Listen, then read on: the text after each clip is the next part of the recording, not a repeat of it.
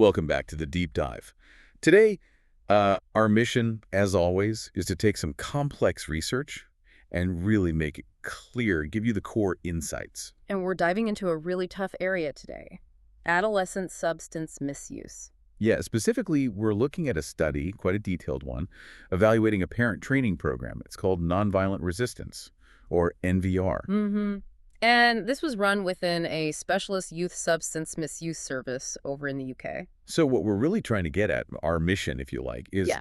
figuring out what this particular approach, NVR, offers parents, especially parents facing really severe challenges, where maybe the young person themselves just isn't engaging. Right, because that's a huge barrier. A lot of therapies need the kid in the room cooperating. Exactly. And these parents might feel like they've tried everything else. It's definitely an area that needs fresh thinking. The stakes are incredibly high. We know adolescent substance use disorders, well, they're linked to a whole host of really negative outcomes. Things like poor school results, getting into trouble with the law. Risky sexual behavior, mental health problems that can last a lifetime.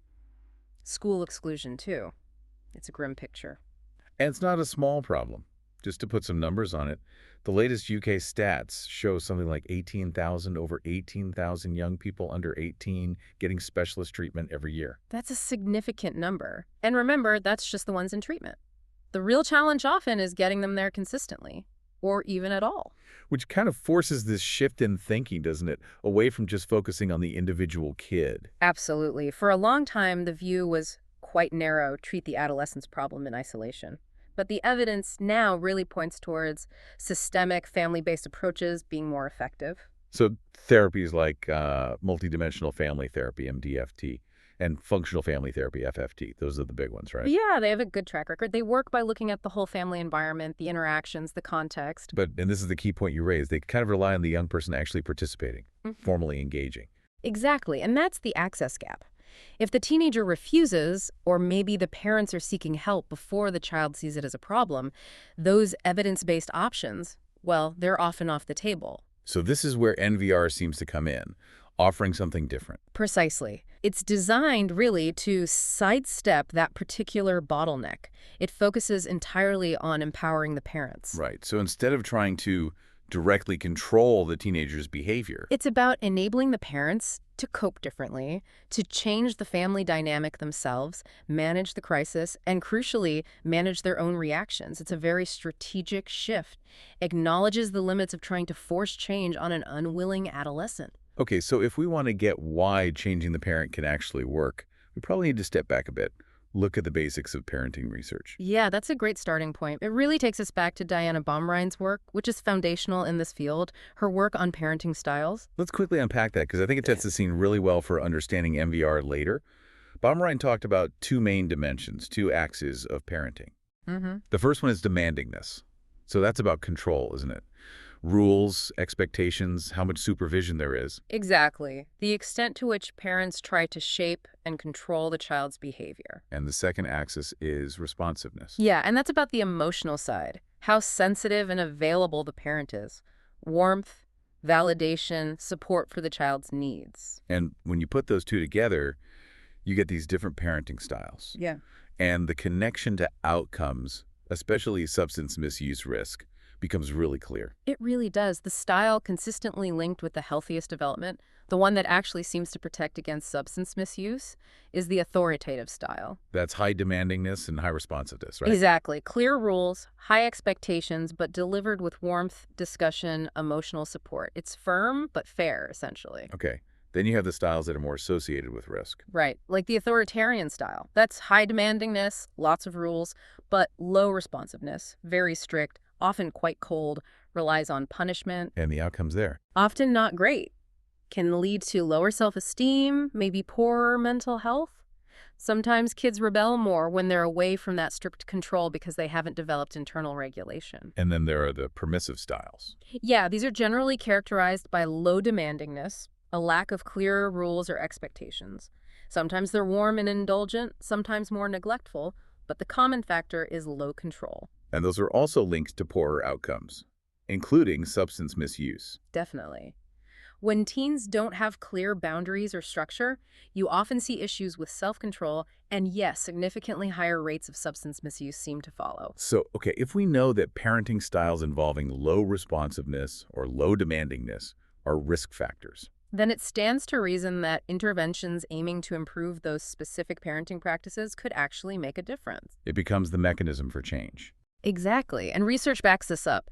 Studies looking at successful family therapies, like MDFT, found that it was actually the improvement in the parent's skills, better communication, more consistent boundaries, increased warmth that led to the reduction in the adolescent's substance use. So it really validates the whole idea of parent training as a legitimate intervention route. Absolutely. Yeah. And traditionally, a lot of parenting programs, especially for antisocial behavior, are based on social learning theory. Right, focusing on things like promoting positive relationships, using rewards, setting clear rules, consistent consequences, structuring routines, Yeah, that kind of stuff. precisely. Those 5 key areas. And they work incredibly well, especially for younger kids. Programs like the Incredible Years or Triple P Positive Parenting Program, they've got a strong evidence base. Huge evidence base for younger children. They really help parents build skills and confidence. And here's the crucial bit where NVR seems to find its niche.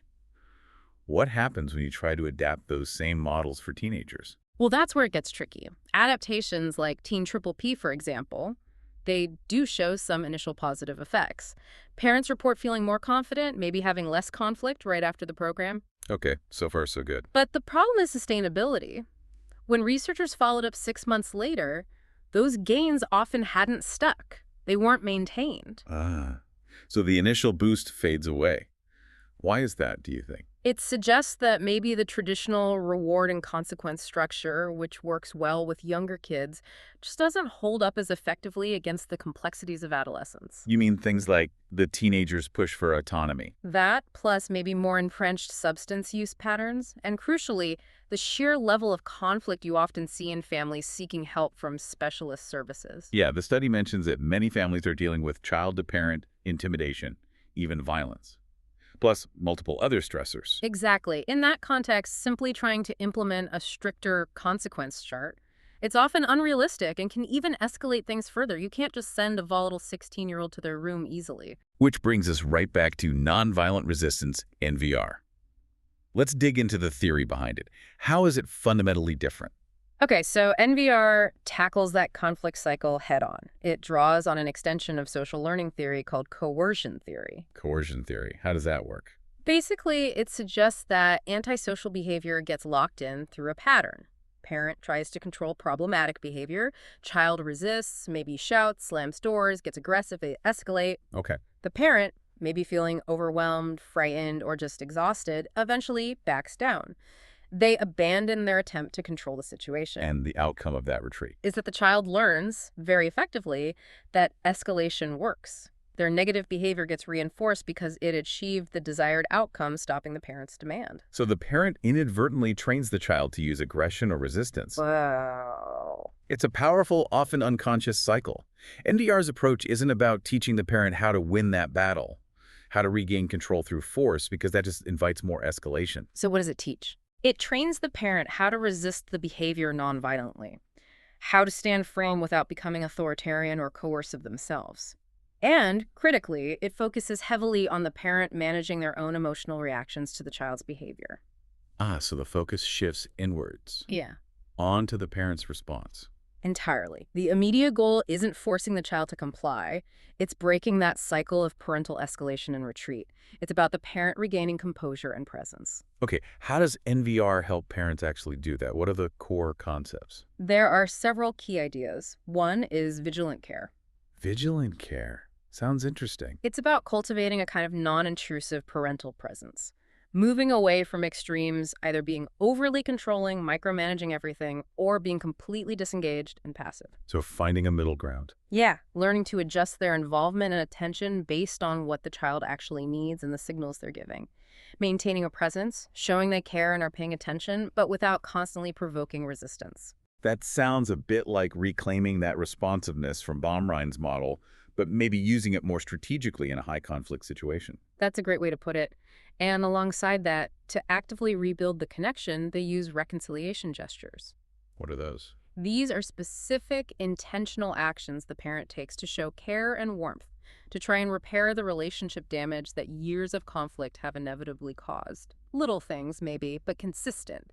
It brings back that responsiveness that's often lost. Okay, so vigilant care for presence, reconciliation gestures for connection. What else is unique? Well, this is probably the biggest differentiator from most other parenting programs, the emphasis on recruiting supporters. Right, getting outside help involved. Yes, but it's more structured than just telling parents to talk to someone.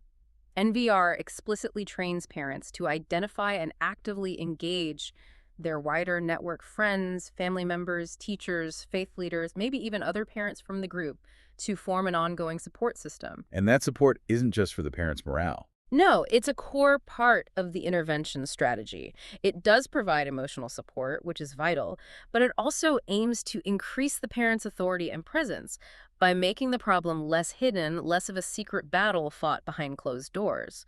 When the parent takes a stand, they ideally do it with a network visibly or implicitly behind them. It counters the child's ability to isolate the parent. That's a really interesting systemic element. Does NVR have much evidence behind it already? It does, yeah. And it's quite broad. It's shown effectiveness beyond just conduct problems. It seems to be a useful tool for tackling parental helplessness across different situations. Like what? Well, there are controlled trials from Israel showing it significantly reduced parents' feelings of helplessness and counteracted overly permissive parenting. Okay. And studies in UK child and adolescent mental health services, CAMHS settings, found it reduced parental stress and led to improvements in family relationships overall. And it's been used in some tricky situations where other therapies struggle. Exactly. Think about parents whose child has severe anxiety but refuses to go to therapy. NVR gives the parents tools to change the home environment and their responses, even if the child won't engage directly. Makes sense. It's even shown promise for parents of dependent adult children causing problems at home, or parents of kids with high-functioning autism spectrum disorder who are exhibiting challenging behaviors. It helps the parents feel less helpless and depressed in those contexts, too. So it has this quite robust kind of transdiagnostic evidence base for helping parents stuck in high conflict, high helplessness situations. Pretty much. Which made it a really logical choice for this specialist substance misuse service in the southwest of England that we're focusing on. Why them specifically? Well, the study notes they didn't have the resources or maybe the specific training needed for those really intensive models like MDFT or FFT. Right. So NVR offered a viable, powerful alternative that focused solely on the parents, bridging that gap when the young person couldn't or wouldn't engage. Okay, let's get into the specifics of the study itself then. They developed and ran a 10-week NVR program. What did that actually involve week by week? I think listeners might find that practical structure really helpful. Yeah, it was very structured, which seems important. It starts, as you'd expect, with laying the groundwork. So session 1 is about goal setting. What do the parents actually want to change? Exactly. And crucially, it starts with looking after the self, recognizing the toll this takes on the parent. They also use a case study right at the beginning to illustrate the core ideas. Makes sense. Then session 2 gets into the weeds of the problem. Yeah, it dives straight into functional behavior analysis, understanding why the behavior happens, and identifying the parent's own button-pushing moments, those triggers that lead to escalation, really unpacking coercion theory in their own lives. So understanding the dynamic first. Before you can change it, yeah. Session 3 is then all about practical de-escalation, creating an immediate plan for what to do when conflict flares up, like an emergency brake. Okay, what about session 4? That's a big pivot point. It introduces those reconciliation gestures, the relationship repair work, and it starts the process of recruiting supporters, which, as we said, is tough but vital, figuring out who to ask, how to ask. Session 5 sounds quite empowering, refusing orders and breaking taboos. Yeah, tackling those areas where the parent might have given ground out of fear or exhaustion, and importantly, developing a concrete safety plan, which is essential if there's any risk of violence. And then the middle sessions, 6 and 7, seem focused on taking action. That's right. It's all about preparing for, practicing, and then actually announcing the plan to resist the problematic behavior. This isn't a confrontation. It's presented as a nonviolent statement of intent from the parent. This is what I will no longer accept, and this is how I will respond. And session 8 sounds very practical, role-playing the sit. Yes, the sit-in is a core NVR technique. It's a way for the parent to demonstrate presence and commitment non-violently when a boundary is crossed, often by literally sitting near the situation without engaging in argument. Session 8 involves practicing that and also figuring out how to actually use the supporters they've recruited in a crisis. Like calling someone for backup or moral support during a sit-in. Exactly, making the support network active, not just passive. And then the final sessions wrap things up. Yeah, session 9 is about troubleshooting, getting feedback, and creating a sustainability plan, how to keep these changes going long term. And session 10 is the final review, measuring progress and looking ahead. That's a really clear structure. Okay, Yeah. how do they measure if it worked? What was the study methodology? It was mixed methods. So they used questionnaires to get quantitative data numbers from 18 participants before the course, right after, and then again at a follow-up point. And they also did interviews. Yeah, they did semi-structured interviews with 8 of the parents to get the qualitative side, the deeper story, the personal experiences. What questionnaires did they use? They used the Brief Parental Self-Efficacy Scale, the PSEQ, which measures how confident parents feel in their parenting role, Okay. and the Score 15, which is a measure of overall family functioning. Did they try to measure the kids' substance use? They did. They used the standard tool for the service, the Young Person's Outcome Record, or YPOR, but, and this really highlights the whole issue, the study reports that data was largely unusable. Why? Because the young people themselves rarely engaged consistently enough with the service to provide reliable data. Which perfectly underlines why a parent-only intervention like NVR is needed in these cases. Absolutely. And the final measure they used was goal-based outcomes, or GBO. How does that work? It's quite personalized. In the first session, parents set specific goals for change, like reducing aggression or stopping drug use. Then they rate their progress towards those specific goals on a scale of 0 to 10 at different points. Okay, interesting. Now, before we dive into the results, you mentioned something important earlier about the participants themselves, the demographics. Yeah, this is a really significant limitation we have to flag. The sample size was small to begin with, only 18 for the quantitative part, but the lack of diversity was stark. How so? Well, 100% of the participants identified as white British. That's compared to the local area census data, which showed about 16% of the population were from Black and minority ethnic backgrounds. So 0 representation in the study group. Wow, okay. That's a big skew. What about education? Also highly skewed. A really high proportion, 72.2%, were university educated, degree level or higher. And how does that compare to the local area? The local average was around 32.8%, so the participants were disproportionately highly educated. So we have a small sample that is exclusively white British and overwhelmingly highly educated. What's that tell us, or what questions does it raise? It forces us to ask some tough questions about accessibility. Why did this specialist service, offering a program for desperate parents, end up primarily attracting or retaining such a specific, relatively privileged group? Could it be the way it was advertised? The language used? Possibly. Or maybe the concept of recruiting supporters, which is so central to NVR. Perhaps that's inherently more difficult for families who are more socially isolated or don't have stable networks to draw on, or maybe less educated parents felt intimidated. So while the results might be positive, we have to be really cautious about generalizing them. Absolutely. We need to view these findings through the lens of this specific group, likely highly motivated, probably with more resources, both internal and potentially external, than average. That's a crucial caveat to keep in mind. Okay, let's move on to what these parents actually experienced. The qualitative side, the interviews, we can sort of follow their journey. What was it like for them coming into this? The starting point was pretty much universal desperation. They described feeling at the end of their tether, like they'd tried everything else. Some of the quotes you mentioned earlier were quite stark. Yeah, I'd got to the end, one said. Another talked about their son's aggression being so bad they just didn't know what else to do. They were willing to try anything, which is often the case when people reach specialist services. And walking into that group setting, what was the initial impact? It seems it was immediately quite powerful. Just being in a room with other parents going through similar, often hidden struggles helped them feel less alone. Breaking that isolation and shame, substance misuse, adolescent violence. Yeah. These are things people often don't talk about. Exactly. The group normalized it, helped counter that deep shame many felt. It encouraged them to start breaking the silence, maybe even outside the group eventually. And they valued the way the group worked, the interaction. Very much so. They liked learning from each other, hearing different strategies, and they really praised the facilitators for not acting like top-down experts. How do they put it? One parent said, they weren't telling you what to do, they were giving you suggestions. It felt collaborative, which fits the whole non-authoritarian philosophy of NVR. And the facilitators adapted based on feedback too, right? Yeah, that was a nice example of responsiveness. The first group felt things were a bit unclear structurally, so for the second group, the facilitators introduced a clear visual timeline of the sessions. And did that help? Apparently, yes. Parents in the second group specifically mentioned how that clear structure helped them navigate the process, especially given how emotionally intense the content could be. How did NVR compare for those who've done other parenting courses before? This was really interesting. They consistently described NVR as feeling different. Less authoritarian was a key theme. Less about imposing rules from the top down. Exactly.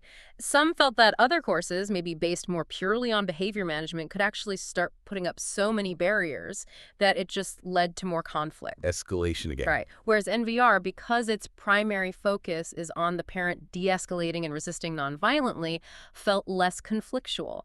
It offered a way forward that didn't seem designed to provoke a fight.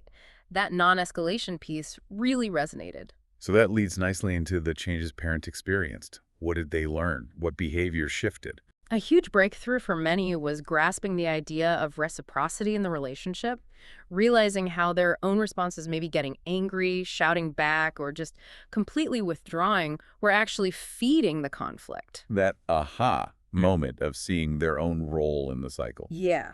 One parent summed it up perfectly. The key is keeping calm. As soon as you start bubbling up, the child's going to start bubbling up. That understanding was massive. And did they learn practical skills for that? They did. They talked about finding the de-escalation techniques really useful. Things like learning to strike while the iron's cold, addressing the big issues later, calmly, maybe with support, rather than tackling everything in the heat of the moment. And did this awareness translate into feeling more empowered? It seems so. Many admitted they'd become quite passive, often out of fear. One said something like, I just always went with him. Ended up giving in. I was too scared, basically. Understandable in those situations. But through NVR, they gained confidence. They started to feel it's okay to hold the line as a parent, to enforce boundaries again, but in this new, calmer, non-violent way. It's interesting you say enforcing boundaries, because you mentioned earlier that's not an explicit goal of NVR in the manual. That's right. It seems to be more of a positive consequence. As parents regain their self-belief, their sense of efficacy, and learn to resist escalation, they naturally start reestablishing those boundaries that had eroded. So beyond just resisting and de-escalating, did they start doing new things proactively? Yes, particularly around relationship repair, those reconciliation gestures. They reported making more effort to spend positive time with their child. And sometimes that had a dual purpose. It seemed like it. One parent talked about getting his son involved in going to the gym and swimming together. He framed it partly as relationship building, but also explicitly said, I'm keeping tabs on him. See how he is and know what he's thinking. So it's connection, but also a form of that vigilant care, staying present and aware. Exactly. It's presence without interrogation. And the overall impact on the family atmosphere. Generally reported as positive. Better two-way communication, reduced parental stress. This led, as one parent put it, to a more relaxed time for the whole family. Because when the parents are calmer and more consistent, the kids pick up on that. But we need to include the caveat, right? It wasn't universally positive for everyone in the qualitative data. Correct. It's important for balance. One participant did report an adverse outcome. They felt their youngest son reacted really badly to the changes, and that both children actually became more resentful and more difficult. So making these shifts can sometimes trigger a negative reaction, at least initially. It can. Pushing back against long-established, albeit negative, patterns isn't always smooth. It underscores that NVR isn't a magic wand, and change can be messy. And the interviews also highlighted some specific challenges or roadblocks people faced during the program. Yes, 3 main themes came out there. The first was just the sheer emotional demand of the course. That's right. For a couple of participants, digging into their parenting patterns inevitably brought up past personal trauma. Things like surviving a previous violent relationship or issues from their own upbringing. Right. That history would definitely impact their ability to be assertive or manage conflict. Absolutely. It added this whole extra layer of emotional difficulty and stress to the process. And for those parents, it highlighted a need for perhaps more specialized ongoing support beyond the standard 10 weeks. Okay, what was the second challenge? This seemed more prominent in the first group. They ran barriers to sharing comfortably within the group. Why was that?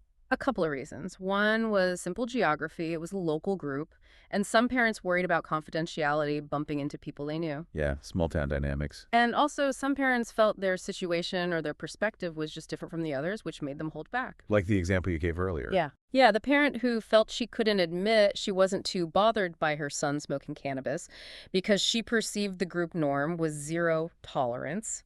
She felt judged like a bad mom, and so she didn't fully engage or share her reality. Shows the importance of facilitators really working to create safety and address those potential differences early on. Definitely. And the third major challenge, maybe the most structurally significant for NVR, was difficulty engaging the wider system. The recruiting supporters piece. Yeah. That was tough in practice. For some, yes. It's a great concept, but reality can interfere. One parent sadly reported their friends just don't want to know, which deepens that sense of isolation NVR is trying to combat. And sometimes the resistance came from within the family. Yeah, that was a key finding. Attempts to implement NVR strategies were sometimes undermined by an ex-partner who didn't agree with the approach or wouldn't uphold the new boundary. It must be incredibly frustrating. Hugely. Or siblings caused issues. One parent struggled because the sister felt the NVR approach was mollycoddling the brother who was causing problems. She didn't understand the focus on de-escalation and parental calm, creating new tensions within the family. That highlights a real system complexity. Okay, let's switch back to the numbers. The quantitative results. Despite the small sample and limitations, you said there were some significant findings. Yes, particularly around parental self-efficacy and goal achievement, which is quite promising. Let's start with self-efficacy. That was the PSEQ scale. Correct. For the parents who provided data at all time points, there was a statistically significant improvement. Their average score went from 16.10 before the course up to 20.90 immediately afterwards. Okay, a jump of about 4.8 points. What does that feel like for a parent, practically speaking?